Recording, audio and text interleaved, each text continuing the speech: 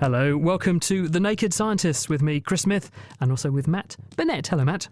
Hello. Coming up this week, we speak to atmospheric scientists and aid agencies to find out how Typhoon Haiyan has affected the Philippines. We find out where in the world dogs first evolved from wolves, and we discover the new technologies being used to restore everything from old Doctor Who episodes to a human heart. And if you'd like to get in touch with us here at The Naked Scientists, then you can email chris@thenakedscientists.com or you can tweet @nakedscientists. The Naked Scientists podcast is powered by ukfast.co.uk.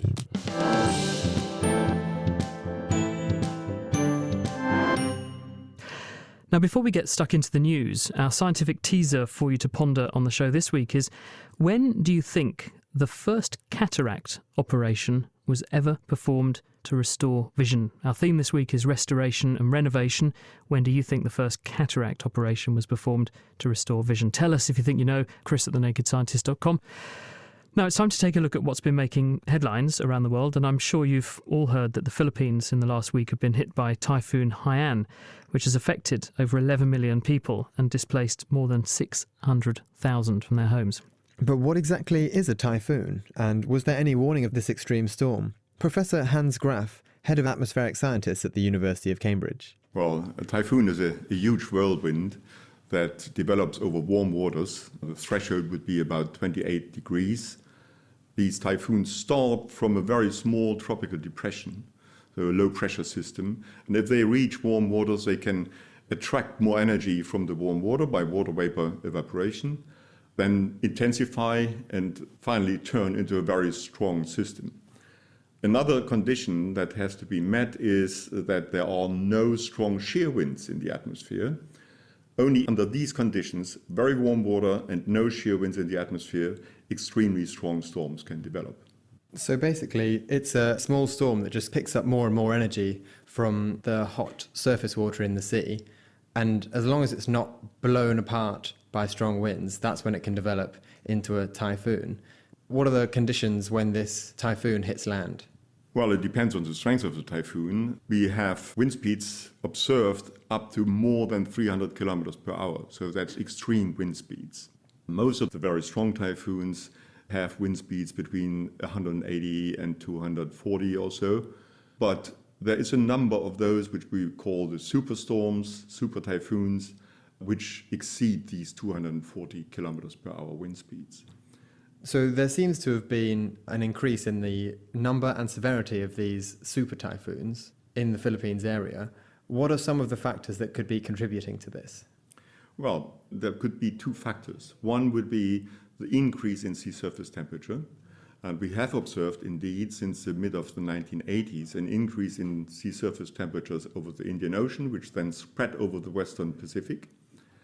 And it arrived at the Western Pacific about in the mid-90s. And that is exactly when we started to see more of those very strong typhoons. With this most recent storm in the Philippines, how much notice did meteorologists get? And are there any things that we can do better in the future to better prepare for these kind of storms? Well, actually, the preparation for this recent storm was very good. We can't do anything about the pathway of this storm, but the forecasts are indeed very good. The area that was hit was exactly forecasted, and even the wind speeds were nearly forecasted. The forecast did not just go to 300 kilometers an hour, but 280 or so were forecasted. So people were prepared. The problem is that the structures, so the housings, are so light built because people are poor. And so they can't sustain these strong winds. The only thing you could do is give the people better means to have stronger houses.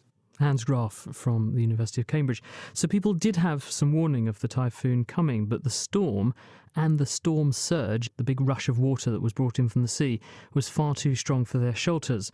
One resident from Mindanao, which is the second largest and most southerly of the Philippine islands, told us about her experiences.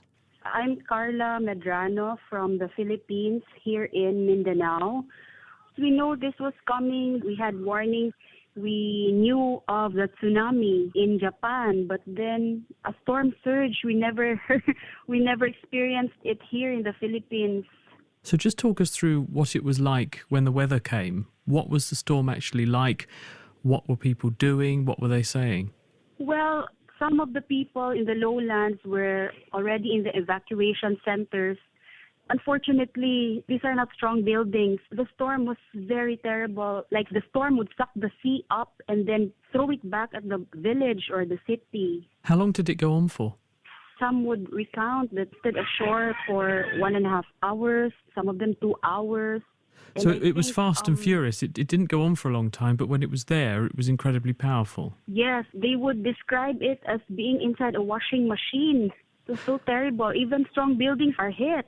And so what is the it's scene very hard on to the ground imagine. now? What does it actually look like out there now? The city smells so awful because there are so many dead people all over the place. Like they're asking for body bags and the authorities are asking them to bury them even if it's not so deep because they also fear for the health of the people who survive. What about supply of basic things like food and drink?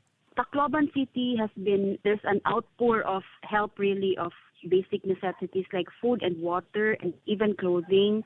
But then in the remote areas, I think they're starting slowly to come in. In the local news last night, I can still hear people asking for help because food has not reached them. Are people able to find out what's happened to loved ones and things like that? There is one place where the signal is very strong. That's where everybody goes. The government just provides them with cell phones so that they can contact. So what do you need people to do? What's really needed now to try and help people? In our part, we are volunteering for segregation of goods, and all everybody wants is all the help should be given to Tacloban. We are thankful to the United Nations, to foreign countries for helping, and even prayers will really help us. Thanks to Carla Medrano for sharing her story. We're joined now by Helen Richards from Plan UK, one of the aid agencies involved with the relief effort in the Philippines at the moment. Helen, what is Plan UK? Plan UK is a global charity. We work in 50 countries around the world doing both kind of long-term development work and also emergency relief. So you guys are involved in this current Philippines disaster relief effort. As we heard from Carla, all of the communications have been destroyed and a lot of the road networks and things like that are damaged. How do you, first of all, get the aid in? And second of all, how do you know where to deliver it? How do you know where these displaced people, the ones who are most in need, where they're situated? Absolutely. It's a challenging logistical environment. You know, the Philippines is composed of thousands of small islands. And as you say, infrastructure has been severely damaged with roads, bridges, impassable. So a lot of agencies like Plan have been working in the Philippines for a long time, for Plan over 50 years. So we have good links with communities where we're working, good links with local authorities, municipalities. And it's about using those networks as much as possible to get information on, you know, areas that have been most affected. Given the challenging logistical environment, it's also about exploring as many different ways as possible to get aid to affected areas. So planes, helicopters, boats, trucks, or a combination of any of them. So there are obviously lots of health concerns. We heard from Carla that there are still corpses in the streets, and obviously there will be water everywhere, and sewage systems will have been damaged or overflowing. How afraid are you of disease spread, things like cholera and other waterborne diseases? Yeah, in the aftermath of any crisis like this, you know, the spread of infectious diseases is a huge concern. So at the moment, you know, the absolute priority is food and access to clean water and shelter. So water purification tablets, access to drinking water, I mean, it's a huge priority for agencies on the ground. So if listeners want to contribute to the relief effort in the Philippines, how can they best get involved? So we're encouraging people to donate to the DEC, which is the Disasters and Emergencies Committee, and that brings together the 14 leading UK aid agencies. And if you donate money to the DEC, that money will get to people affected on the ground. Thanks very much, Helen, from Plan UK. You're listening to The Naked Scientists with Chris Smith and with Matt Burnett. On to more science headlines now. And this week, scientists have uncovered a powerful new way to wipe out chronic or persistent infections. Now, this is a phenomenon that was first uncovered something like 70 years ago. Scientists realised that if you grow bacteria, about 1 in a million of those bacteria will be not genetically different, they'll be genetically identical to all of the population, except they will be in a sort of suspended animation. They'll be in a quiescent state, like they're asleep. And this means that if you put antibiotics onto those bacteria, the ones that are growing very fast tend to be wiped out, but the ones that are in this quiescent state are very often left behind. And in the context of, say, a wound or a deep-rooted infection, or if someone has an implant in their body, for instance, a hip replacement or similar sort of structure, if you get these bacteria on that surface, they're very hard to get rid of. And people have these chronic grumbling infections where you put someone on antibiotics and they're well when they're on antibiotics, but as soon as you stop the antibiotics, the problem comes back. And we think it's because of these persisting bacteria. Well, now there might be some new hope for this, because there's a paper in the journal Nature this week. It's by a researcher called Kim Lewis and his colleagues. They're at Northeastern University in Boston in the US. And they've been doing tests on a newish antibiotic that was first discovered in 2006. And it's got a very interesting name, this. It's called ADEP, ADEP. And the reason they call it that is because the molecule is actually acyl-depsipeptide. Easy for me to say, not so easy to remember, so that's why it gets called ADEP. And what it does is it goes into a microorganism, and inside bacteria there is a mincing machine which is called ClipP. And the point of this mincing machine is that when cells are growing, they often make stuff which is defective. You might make some protein, for example, that's the wrong shape or it's folded up wrong. And if it were allowed to accumulate, it would have a deleterious effect on the microorganism.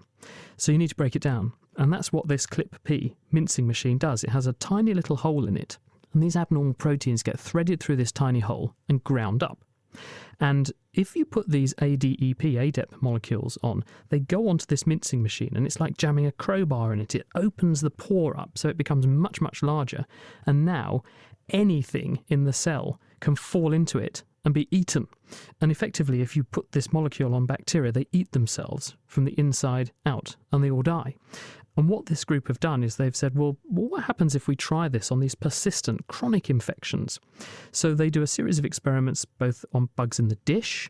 They use bugs in what is called a biofilm, which is a structure the bacteria form and they grow on surfaces, for instance, on medical implants.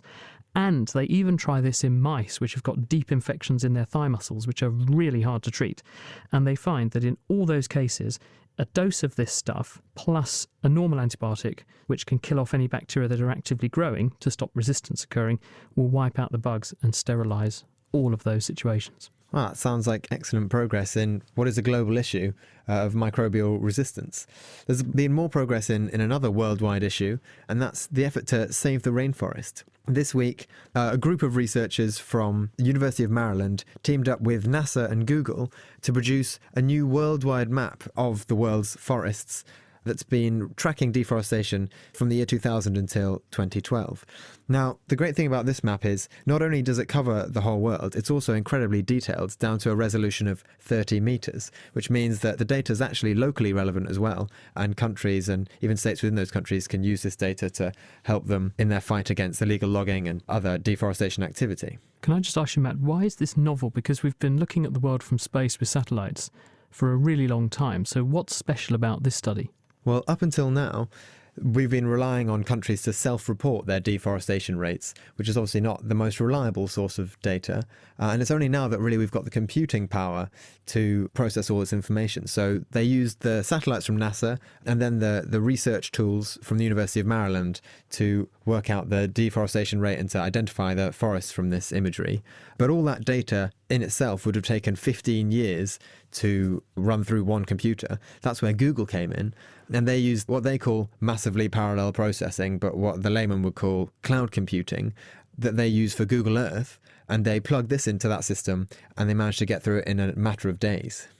So they have taken all this wonderful imagery from space, crunched it down to produce a map of the entire world's forestry. And because I presume they're using the same sort of processing for every area, it's all objective and directly comparable. So we can now use this as a benchmark to see what is going on in Brazil or Indonesia or any other territory from here on in. Exactly. There's a fair comparison across the whole world. So it's really a great way to keep these countries accountable because there's no wheedling out. You can have a direct comparison of these different forested areas across the whole world. Any initial data from it? Well, they've had a few interesting findings, mainly bad news. Unfortunately, in this 12-year time period, they've tracked a global loss of 2.3 million square kilometres. That's about twice the size of South Africa. In that same time period, there's been a replanting effort of about 800,000 square kilometres, which is only a fraction of that land. But there has been some good news. Brazil has obviously been the poster child of the Save the Rainforests effort, and they've claimed that they've been cutting down on their deforestation. And the initial news is that this map seems to have supported that. So deforestation in Brazil from 2004 till 2011 actually dropped 50%, which is pretty good going. Unfortunately, that was more than offset by deforestation elsewhere in the tropics in places like Paraguay, Indonesia, Malaysia and Cambodia. But I guess it's a first step in what's probably going to be a long battle to save our rainforests. But at least now we have a tool to help us. Thank you, Matt. You're listening to The Naked Scientists with Chris Smith and with Matt Burnett. Our scientific teaser this week is related to our theme, which we'll begin to explore later in the programme, which is all about repair, regeneration and restoration. And we want to know, when do you think the first cataract operation was performed? If you think you know the answer, tweet at Naked Scientists, or you can email chris@thenakedscientists.com. Now this week, reports suggest that the 2013 opium harvest in Central and South Asia has hit an all-time high. But what is opium? Well, here is the Quickfire Science with Kate Lamble and Simon Bishop. Opium is a dried extract from unripe opium poppy seed pods. Depending on the plant variety, the extract can contain between 19 and 91% alkaloids. That's chemicals including the painkillers morphine and codeine. Although a small chemical modification can convert morphine to heroin, opiates in general have been used for centuries as medicinal painkillers and anaesthetics. Opium first spread across European and Asian empires between the 10th and 13th centuries, but its use is recorded even earlier than that. The Ebers Papyrus, an Egyptian medical text, even prescribes opium to calm noisy children. The British traded silver and opium from India to China in return for silk and tea. But in 1838, with opium addiction on the rise and demand for silver declining, the Chinese stopped all trade. This led to 2 wars. In the end, China reluctantly signed treaties with the French and British, allowing trade to continue and opening up Chinese ports to Western influence. Morphine for use in medicine was first isolated from opium in 1804 and named after Morpheus, the Greek god of dreams. When receptors in the brain and spinal cord are activated by endorphins, pain neurons can't fire. Morphine takes the place of these endorphins to have the same effect. But it's not just poppies that make morphine. We can too. Human white blood cells can release morphine into the blood to act as a hormone on neighbouring cells. Opium-based anaesthetics have many side effects though, including sickness and confusion, so modern surgery usually uses non-opioid chemicals. Morphine is, however, still commonly used as a painkiller. Because opium can be used in recreational drugs, opiate drug screens are common. In 1990, a veteran police officer in the United States, who had never broken any laws, failed one of these tests, when all he'd done was eat 4 poppy seed bagels. Poppy seeds contain anywhere from 4 to 200 milligrams of morphine per kilogram though, so you'd need to eat a lot of seeds to feel any effect. Kate Lamble and Simon Bishop. And you can get hold of all of our Quickfire Science episodes as their own podcasts from our website at nakedscientists.com/quickfirescience. Now, as always, if you want to catch up on any of the news we're covering on The Naked Scientists, you can find the references and the links to them on our website at nakedscientists.com/news. And if you'd like to get in touch with us to answer our quiz question, we want to know, when do you think the first cataract operation occurred? You can tweet at Naked Scientists, or you can email chris@thenakedscientist.com. Mark in Bletchley got in touch and he says, was it the 1860s to the 1900s? Not quite, Mark. Bit before then. Now, Matt, are you a fan of dogs? Definitely more of a dog man than a cat person. Well, you might be intrigued to know then, well, where did dogs come from? Because one of the big questions is, we know they came from wolves. We know they evolved from a wolf into a dog sometime in recent history, probably between 10 and 20,000 years ago. Yeah, I mean, I thought the popular wisdom was that it was Chinese dogs. Is that right? It's a bit contentious, actually, because researchers have had a number of theories about this. Some have suggested that Europe was the place where the modern dog evolved from wolves by humans domesticating grey wolves. Others have suggested China. We've got remains going back up to 30,000 years of dogs, but those really old ones are in Europe. and the oldest Chinese remains are about 10 to 15,000 years. So what a group of researchers this week, this is Olaf Thaumann, who's at Turku University in Finland. He's got a paper in Science this week. What they've done is to said, let's try and nail this using genetics. So they have gone and got about 18 different specimens of these very early dog-like creatures from Europe, and they have extracted what is called mitochondrial DNA, because mitochondria are structures inside cells that have their own DNA, which you directly inherit from your mother. They're also quite resilient and robust, so they're a good signal of where something has come from. And they've read the genetic code from these dog specimens from up to 35,000 years ago, and they've compared them with more than 100 modern dogs, modern wolves, and modern wolves from the Middle East as well. And what they find is that all modern dogs are much more closely related to these ancient genetic sequences from dogs that were knocking around in Europe up to 30,000 years ago, compared with anything around today. And it looks like anything from China would therefore have to have been knocking around from a very early time point in order to have predated what we have in Europe. So it looks like dog domestication occurred in Europe. It looks like the date was probably 15,000 years or previous to that time. And the interesting thing about this date timeline of 15 to 20,000 years ago is that coincides with what we call the last glacial maximum. And that was when there was an ice age, and there were loads of mammoths wandering around, and humans were hunting what they call megafauna.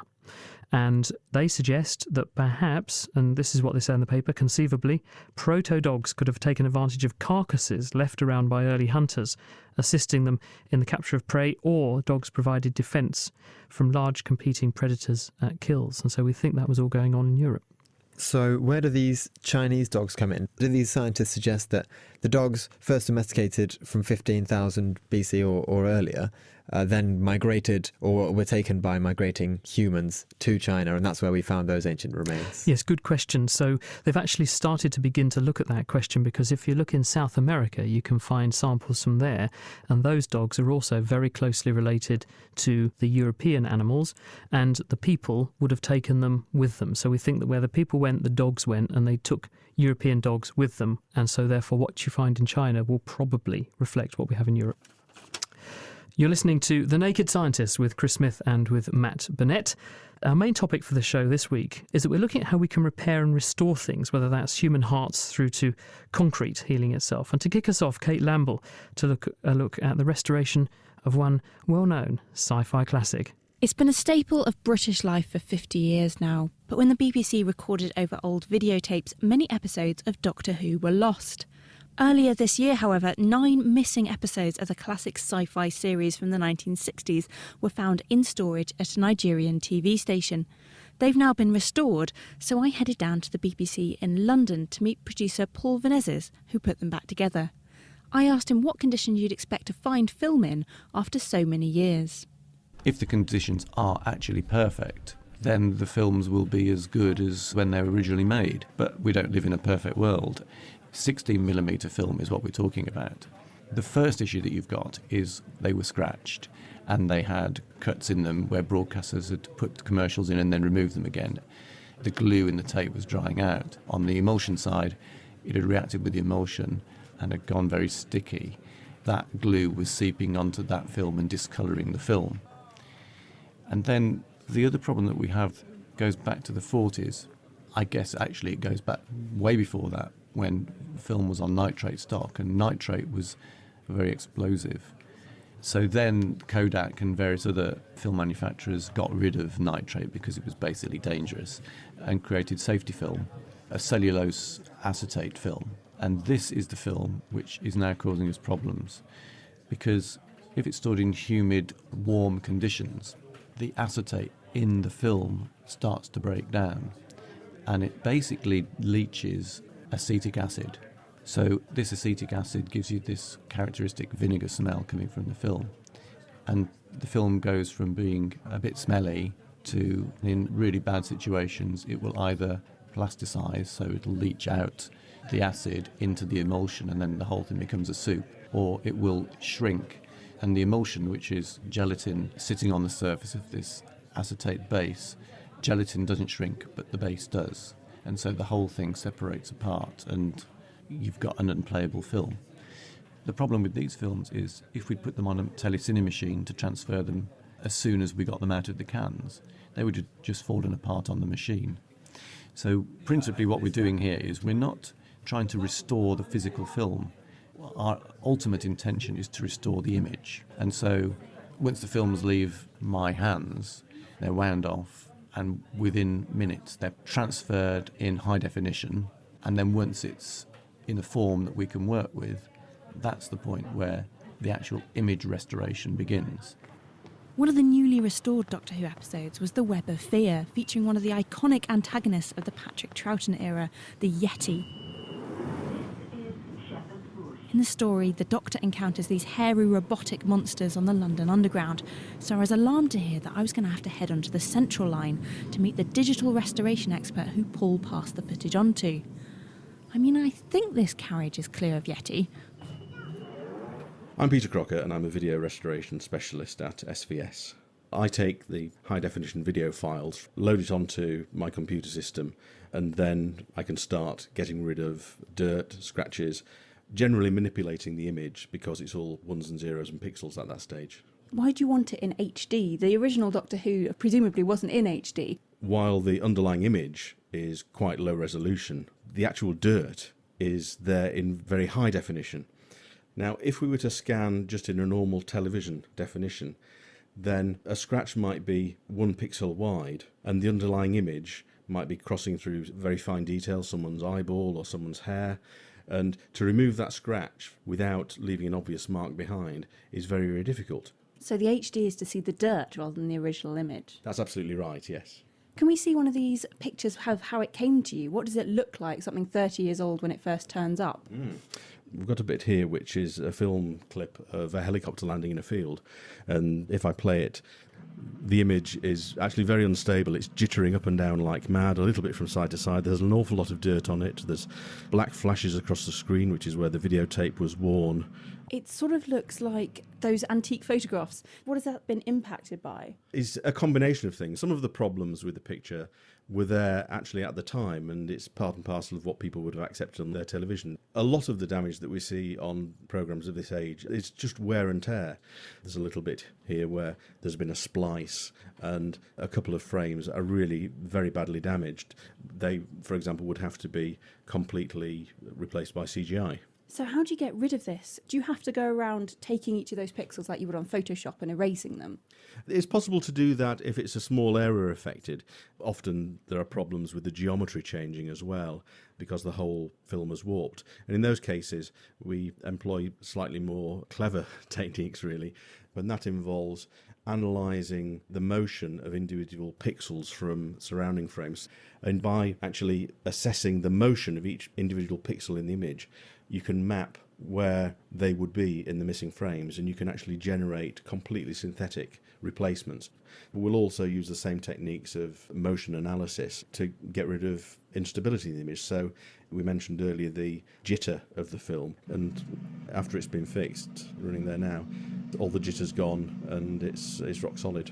Can you show me how you'd get rid of a particular scratch, for example? So what we have here is a computer program called Diamond, one of several restoration software packages which is available.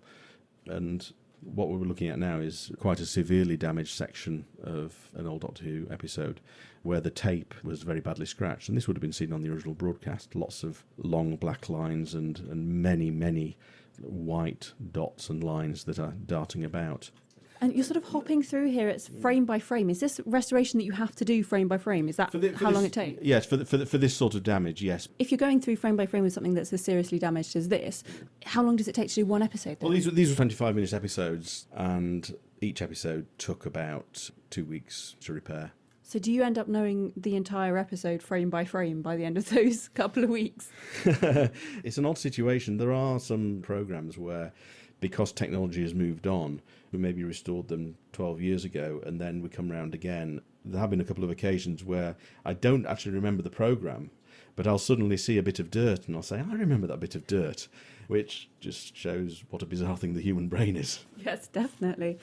We've just looked at these white dots and we've managed to remove, 5 or 6 and improve one of these frames in a couple of minutes here. How satisfying is it to see the end result and see, I've cleaned up all of that? When you compare the original, so this is the original with all the dots. With all the dots, and it's not really. It's so distracting watching it because you end up watching the dots move around rather than the people. Exactly, it's not really it's not adequate. So after it's been repaired, it's you're just watching the programme. It's completely transformed from watching the faults to watching the programme, and I suppose that's what you want in the end. Yes, that's right. I liken myself to being a window cleaner. I don't actually make the view any different, but hopefully it's a nicer experience for someone looking at the view because they're not spotting the dirty window anymore. Digital restoration expert Peter Compton, and before him Paul Venezes from the BBC. And we heard from Mark, actually, sent an email to chris@thenakedscientist.com, and he said, my dad had the pleasure of working with Delia Derbyshire, who was at the Radiophonic Workshop and worked on Doctor Who and other sound engineering techniques. Well, talking to Peter Compton, I realised just how important diehard fans are in this restoration process. Peter was trying to restore one of the soundtracks from one of these lost Doctor Who episodes, and it was just irretrievable. But luckily, they were aware of this diehard fan who had recorded all of the audio from these ancient 40-year-old Doctor Who episodes. So he asked them if they had the tape, and he dutifully sent it in, and actually that's the audio they've used for this old Doctor Who episode. So props to him. Now, 40-year-old film is one thing, but what about documents that are hundreds or thousands of years old? Well, I went to the Cambridge University Library to see how they repair ancient documents. Rebecca Goldie told me how they categorise the fragility of the manuscripts when they arrive. The collection that I'm working on actually arrives more in fragments. As you can see, they're kind of torn up, they've been eaten by insects, they've still got dirt on them from, some of them are found in cemeteries. They're all kind of falling apart in their various states. Some of them just have little holes in, other ones are literally being stuck back together. Yeah.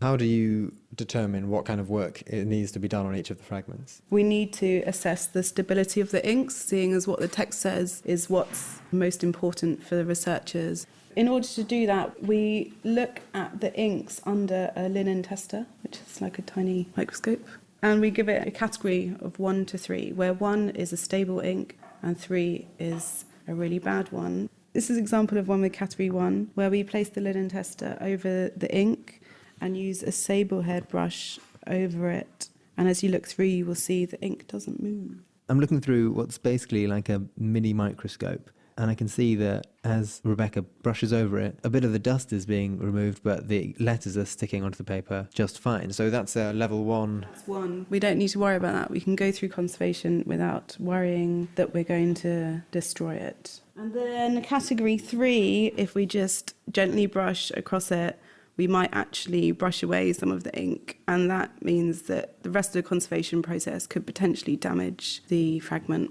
What methods can you use to conserve this without damaging the writing?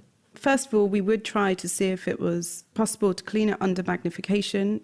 However, if this just seems like it's not going to work and is going to cause further damage, then we put the fragment aside for ink consolidation. Ink consolidation makes sure the writing remains stuck to the most delicate level 3 manuscripts. Lucy Cheng has been working on a method to conserve these fragile letters. We have researched into various consolidants, and the result reveals that isinglass might be one of the possible solutions. Isinglass is an adhesive, and in a lower concentration, it could be used as a consolidant.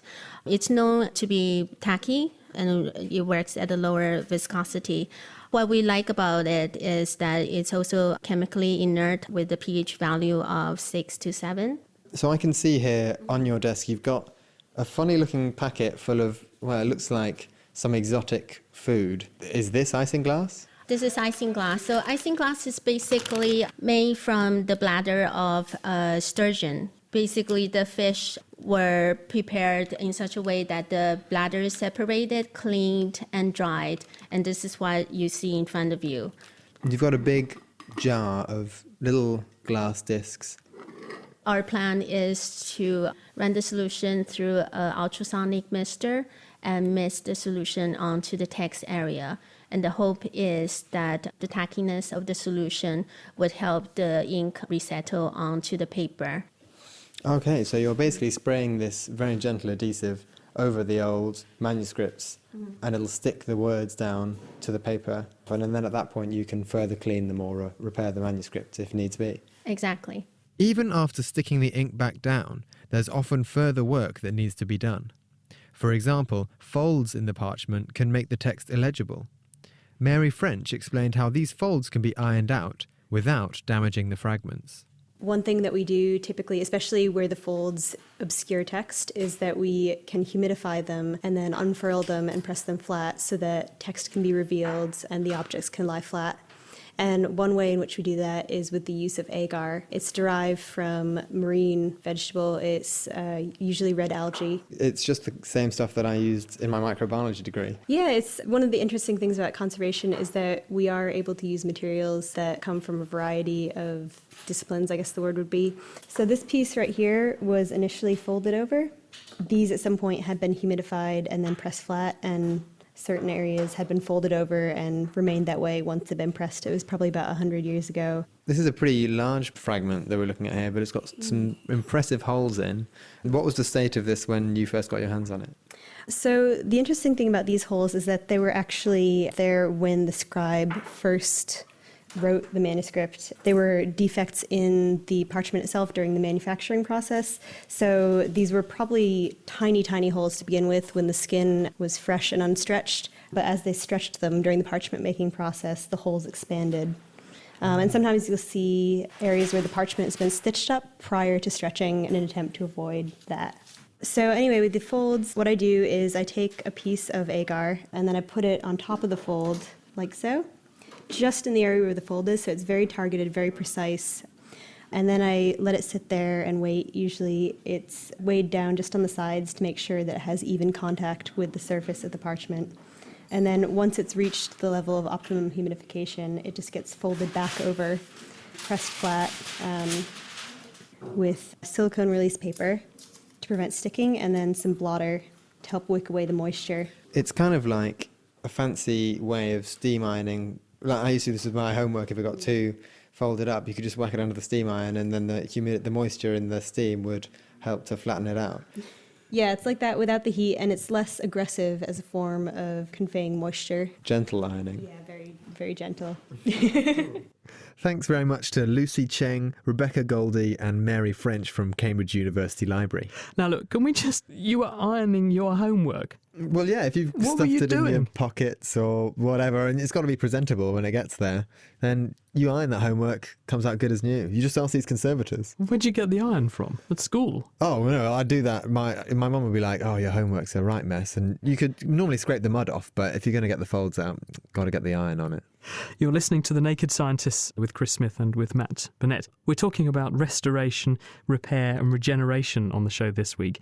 Aligned with that, we have a quiz question we're asking you, our teaser. We want to know, when do you think the first cataract operations were being performed? You can email chris@thenakedscientist.com or you can tweet @nakedscientist. We've heard so far Mr. Gillett has rung us up from Cambridge and he says, I think it was just after the Second World War. Mar on Twitter says, can't say the date, but didn't Renoir have a cataract surgery? Don't know about Renoir, but one other famous painter, Monet, definitely did. We've also heard from Bavesh, who says, what about ancient Egypt or ancient India? And Simon Waters speculates about 2000 BC, so big date range there. Now, as we've heard, we can restore inanimate objects like books and film, but what about the restoration of living tissue? The human body has an amazing ability to heal itself, but sometimes it needs a bit of a helping hand. And I went along to the Materials Science Department in Cambridge University to speak to Ruth Cameron and, before her, Serena Best, to hear about their efforts to help tissues to repair themselves. We're trying to address all sorts of different problems that occur all over the body. Everything from orthopaedic problems, where we have degeneration of the tissue with age and through trauma, but also looking at regeneration of tissue when somebody's had a heart attack, for example. How can we help to repair the heart? So it sounds like a range of, in some instances, building a new body part to just implant versus actually building something that helps the body to put itself right. Yes, absolutely. And that is our ultimate goal, to think about the way in which we can encourage the body to self-repair. And in order to do this, we need to create an environment into which we want to encourage the body's cells to migrate. And how are you doing that? We're interested in producing porous structures, which we refer to as scaffolds. These pores are ones that are not just solid like an aerobar, but they actually allow the cells to migrate right into the centre of the implant and move around inside the implant so that the body will hopefully repair itself in due course. So cells, blood vessels, and is the idea that this scaffolding will eventually disappear because the body will just dissolve it and replace it with its own tissue? Absolutely, yes. Ideal situation for any of the implants we're putting in this particular application will be that we kickstart the body to repair itself, and then over a matter of time the implant will disappear and will break down into natural byproducts that can be then taken away by the natural system in the body. And Ruth, how are you making these scaffolds? So I've got one here. This is a scaffold made out of collagen, which is one of the major proteins in your natural soft tissue. This has been made by an ice templating route using freeze drying. What we do is to take a very dilute solution of the collagen in water with some other bits and pieces in there as well. You freeze the whole thing. The ice makes ice crystals, but the collagen can't become part of those ice crystals and just gets pushed to the edges of these lots of tiny ice crystals. Then you sublime off the ice, which means that you can go straight from ice to water vapour, and you're left behind with a kind of ghost structure of the original ice crystals, which forms a porous structure of collagen. And we can then stabilise that, and it's this open porous structure that Serena was talking about that the cells can now go inside.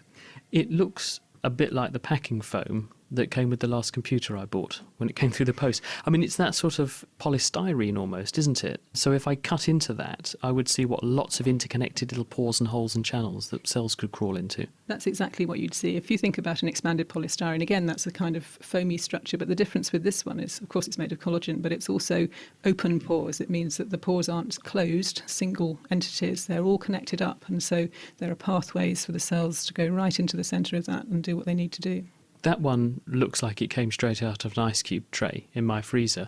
Could you make any shape or size of those then? Yep, you can make a whole range of sizes and shapes, and not just macroscopically like this, which does indeed look a bit like an ice cube, but you can also think about the ways that the ice crystals can grow. One would then implant that into a tissue to make cells grow into it and do some kind of repair, but you might need different sorts of cells, different sorts of shapes, different, therefore, configurations to do repair in different tissues. We can, and we're increasing our knowledge of how to do that all the time. That's where a lot of the ongoing research is going.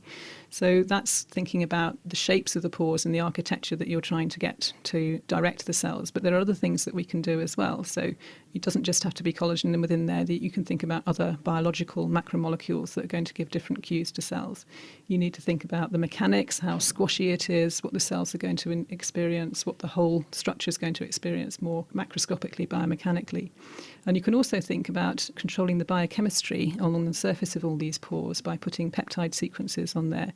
And that will mean that certain cells will want to sit on there or to migrate, and other cells won't have the attachment sites. And so you can start to program what's going on within the structure. And Serena, what sorts of things with that technology can you now attempt to repair? We started off looking at cartilage repair. Cartilage being in joints? Yes, that's right. So in particular, if you imagine the soft tissue in your knee joint, people have all sorts of tears and damage that can occur due to sporting injuries or just due to old age. So the original idea with these collagen scaffolds was to make them compatible both with the bone that we're putting it in contact with, but also give it the mechanical properties of cartilage. You make effectively a little patch that you could put into a joint, which would replace the cartilage and then get it to regenerate itself in someone who previously had arthritis. That's right. We're also interested in developing the collagen scaffolds in the form of a heart patch.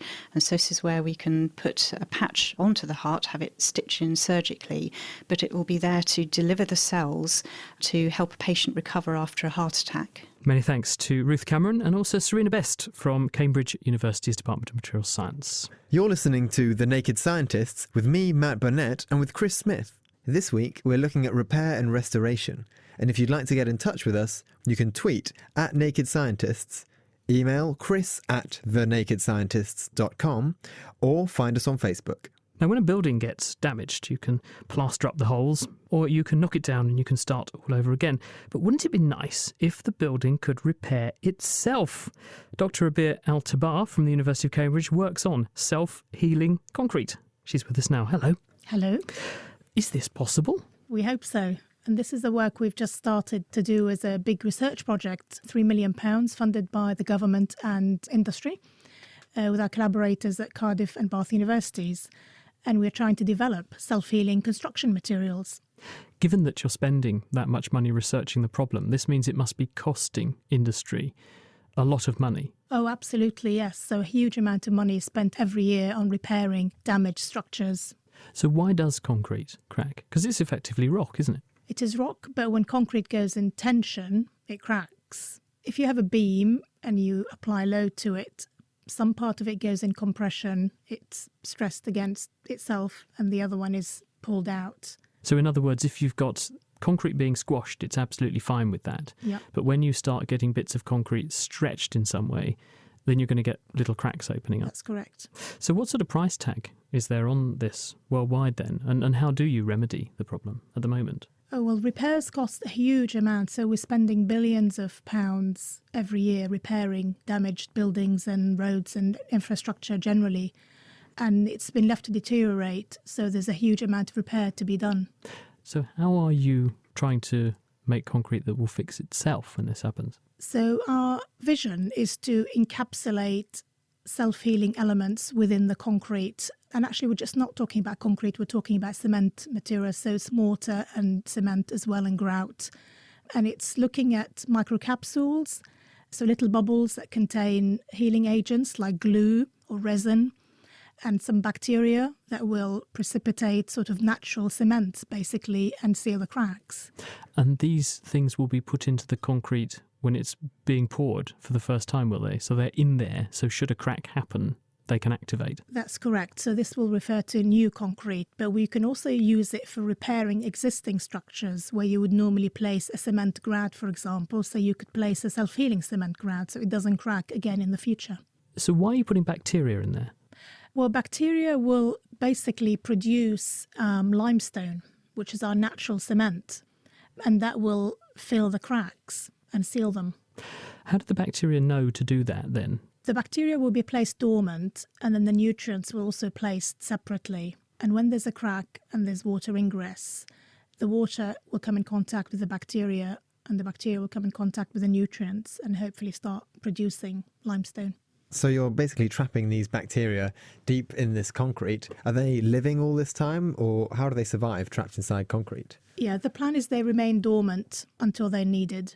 So they're woken up when their job to repair concrete comes around. Exactly. So what are some of the key applications you can see for this self-healing concrete? Obviously, it's one thing to replace a paving stone. That's not a big deal. But I can imagine there are some instances where it's a real pain to have to repair concrete structures. Yes, that's correct. So we're looking, for example, at roads and infrastructure where you don't really want to have delays or, cause disruption.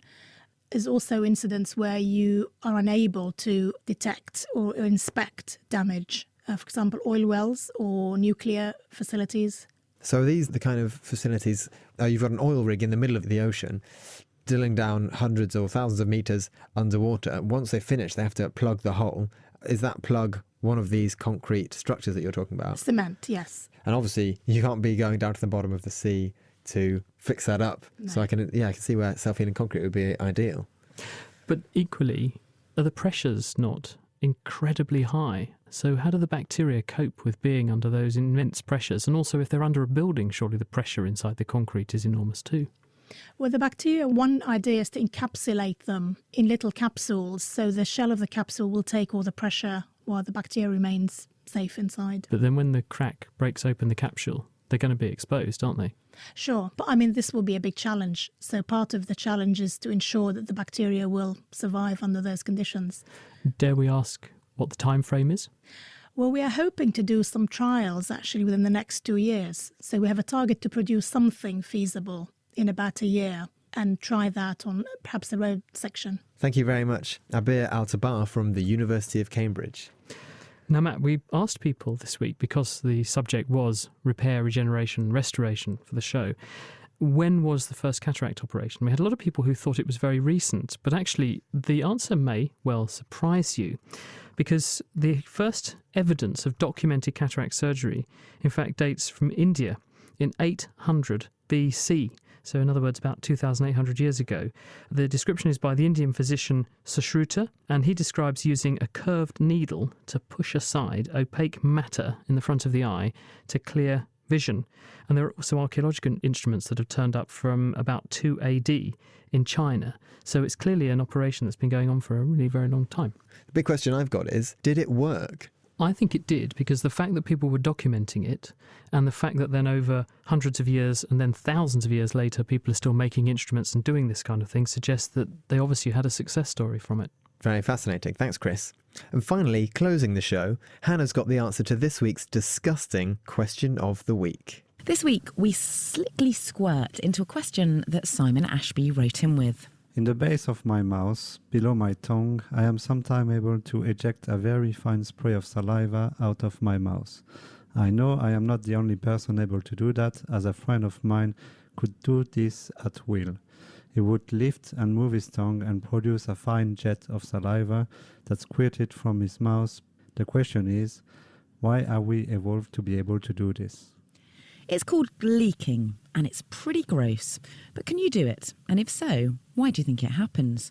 To facilitate social bonding? Perhaps. To find out, we speak to Professor Gordon Proctor from the Salivary Research Unit at King's College London. Hello. I have come across the occasional gleeker. Most saliva is made and secreted by major salivary glands. If you lift your tongue and look in the mirror, you can see the swellings or papillae, which are the ends of the tubes, that's the ducts, that take saliva from one pair of submandibular salivary glands to the mouth. When we taste food, our salivary glands greatly increase the production and secretion of saliva. I think that you can gleek more effectively after having tasted foods that have a strong stimulus for salivation, for example, lemon sweets. So gleeking is probably achieved by the compression of the ducts of the submandibular glands by muscles in the floor of the mouth when you move your tongue upwards. And it may be that in gleekers, a large volume of saliva builds up in the ducts before being expelled. Thanks, Gordon. So gleeking is possible as salivary glands have evolved to squirt saliva from the mouth. Human saliva is 99.5% water, and the rest is electrolytes, mucus, glycoproteins, enzymes, and antibacterial compounds. These help digest and lubricate food and prevent tooth decay.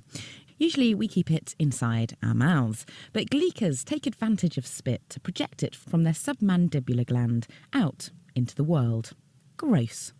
Now, Juliet doesn't spit in her garden or anywhere.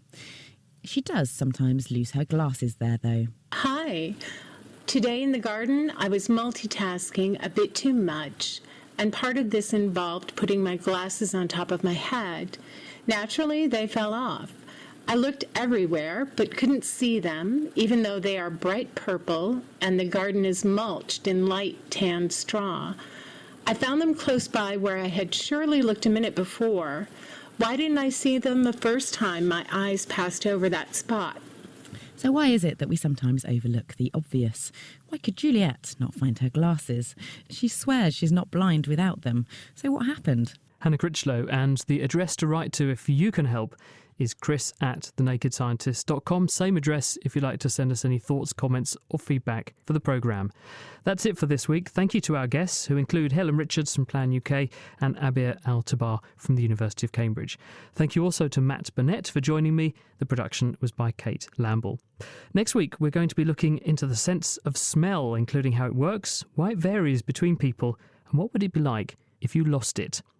The Naked Scientists is supported by the STFC, the EPSRC and the Wellcome Trust, and comes to you from Cambridge University. My name's Chris Smith, and thank you very much for listening. Goodbye.